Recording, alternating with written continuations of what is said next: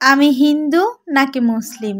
একদম কম মশলায় মাত্র ৫ মিনিটে এমন অসাধারণ স্বাদের একটি ইলিশ রেসিপি শেয়ার করব, যেটা আপনারা একবার খেলে বারবার খেতে মন চাইবে।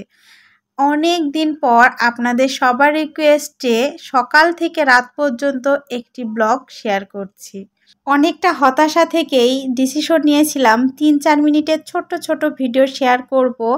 যেহেতু ভিডিওর ওয়াচ টাইম একদম কম আসে, ভিডিওর ভিউজও কম আসে, তাই ভেবেছিলাম ছোট ছোট ভিডিও দেব, যাতে করে আপনারা দেখতে বোর ফিল না করেন। কিন্তু আমার অনেক দিদিভাই আপুরাই কিন্তু মাঝে মাঝে আমাকে কমপ্লেন করে, দিদিভাই তোমার আগের ব্লগ ভিডিওগুলো অনেক বেশি মিস করি। আমার সবার নাম মনে নেই, তবে সেদিন আমাদের রূপা দিদিভাই বলছিল, তারপর গত ভিডিওতে আমার পুষ্পা আপু বলেছে তোমার আগের ব্লগ ভিডিওগুলো, বড় ভিডিওগুলো বেশি মিস করি। তো সেখান থেকেই ভাবলাম যে আজকে সকাল থেকে রাত পর্যন্ত একটা ব্লগ শেয়ার করি। তো সকালের নাস্তায় এই যে পরোটা, ডিম ভাজি, কলা আর দুধ চা ছিল। তারপর এখন দুপুরে রান্না করব। তো অনেকগুলো ছোট মাছ নিয়ে এসেছিল, আর হচ্ছে বড় যে কাতল মাছের মাথা দিয়ে মুগের ডালের মুড়িঘণ্ট করব। তো ডাল আর মাছ তো আর কি ওদিকে রান্না করে নিলাম, মানে মাছটা ভেজে নিলাম আর ডালটা সেদ্ধ বসিয়েছি, সেদ্ধ হয়ে গেছে। এখন হচ্ছে ডালটা সম্বরা করার পালা, মানে ডালের মেন টেস্ট কিন্তু এখানেই আসবে। তো দেখতেই পেলেন যে আমি কি দিয়ে ডালটা সম্বরা করে তারপর যে মাথাগুলো ভেজে নিয়েছিলাম, তো সেগুলো আর কি এভাবে একটু ভাঙা ভাঙা করে দিয়ে মশলার সঙ্গে একটু কিছুক্ষণ কষিয়ে নেব। তারপর এটা ভালোভাবে কষানো হয়ে গেলে তারপর এই মুগের ডাল দিয়ে কিছুক্ষণ ফুটিয়ে নেব। এই মুড়িঘণ্টে কিন্তু আমি কোনো প্রকার পেঁয়াজ রসুন ব্যবহার করিনি। জানি আপনারা পেঁয়াজ রসুন দিয়ে খান, এভাবে কখনো খেয়ে দেখবেন, অসাধারণ টেস্ট হয়। আর শেষেই যে গরম মশলার গুঁড়া আর সেই সঙ্গে ঘি, এটা কিন্তু মাস্ট, মানে এটাতেই ডালের স্বাদ এত অসাধারণ নিয়ে আসে, মানে এটা হলে কিন্তু অন্য কিছুর প্রয়োজন হয় না। তো যাই হোক, ডালের সঙ্গে এখানে আমি আরও রান্না করছি ইলিশ মাছ আর হচ্ছে ছোট মাছ। আর ইলিশ মাছ ভাজা হচ্ছে, আমার মেয়ে খুব পছন্দ করে, আমারও ভালো লাগে, মেয়ের বাবাও পছন্দ করে। তো এজন্য ২টা ইলিশ মাছ নিয়েছি, ভাবলাম যে কয়েক পিস ভাজা রাখবো আর হচ্ছে কয়েকটা মাছ রান্না করব। তো যার জন্য একদমই মানে এপিট ওপিট উল্টানোতে মাছটা যতটুকু জাল হবে ততটুকু, যেগুলো ঝোল রান্না করব সেগুলো তুলে নিয়েছি। আর যেটা ভাজা রাখবো সেটা একটু কড়া করে ভেজে এই যে তেল তুলে রাখছি। মাছের তেল দিয়ে মানে গরম ভাত খেতে কিন্তু দারুণ মজা লাগে। আপনাদের কার কার পছন্দ জানাবেন।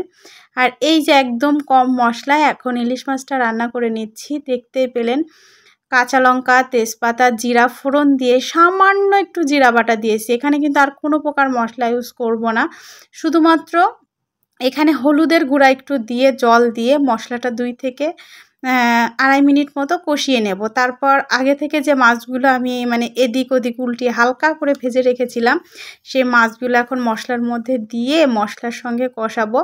এখানে চাইলে কিন্তু আপনারা একদম কাঁচা মানে তাজা যে মাছ সেটাও দিতে পারেন।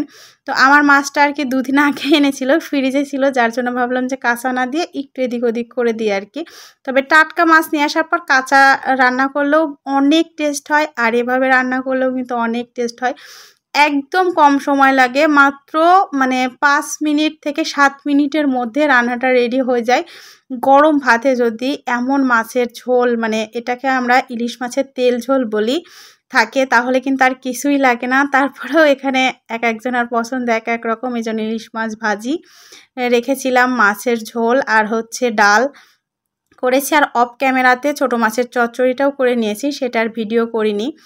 আর আজকে হচ্ছে একটু মানে কাজের যে সুবিধার জন্য কিছুটা পেঁয়াজ কেটে নিয়েছিলাম আমার যে হেল্পিং হ্যান্ড তাকে দিয়ে, আর এভাবে আমি বক্সে করে টিস্যু দিয়ে এভাবে রেখে দিই। এতে করে কিন্তু আমার বেশ ১ সপ্তাহ চলে যায়, আর ১ সপ্তাহ যাবৎ নর্মাল ফ্রিজে কিন্তু খুব ভালো থাকে। সব সময় পেঁয়াজ কাটতে একদমই ভালো লাগে না, আমার তো কখনোই পেঁয়াজ কাটতে ভালো লাগে না।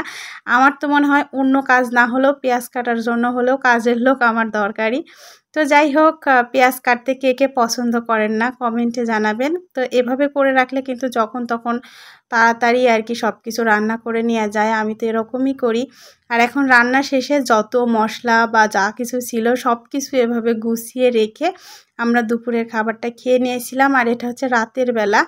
তো দুধ জাল দিয়ে রেখেছিলাম, উপরে এভাবে সর পড়েছিল। তো সর, দুধ, মুড়ি, কলা, এর সঙ্গে চিনি দরকার হয় না, তারপরেও আমার বাচ্চা যেহেতু খাবে, ও তো মিষ্টি ছাড়া খেতে পারবে না, তার জন্য হালকা একটু চিনি দিয়েছিলাম। এভাবে খেতে এত মজা লাগে কি বলবো, সব সময় কিন্তু ঝাল ঝাল খাবার ভালো লাগে না। আমার মতো এই খাবারটা কে কে পছন্দ করেন কমেন্টে জানাতে পারেন। একটা কমেন্ট মাঝে মাঝে আসে, তুমি হিন্দু না মুসলিম? আমি হিন্দু সনাতনী। আমার ভিডিওতে আমার শাঁখাপলা দেখে আশা করি বুঝতে পেরেছেন। ধন্যবাদ।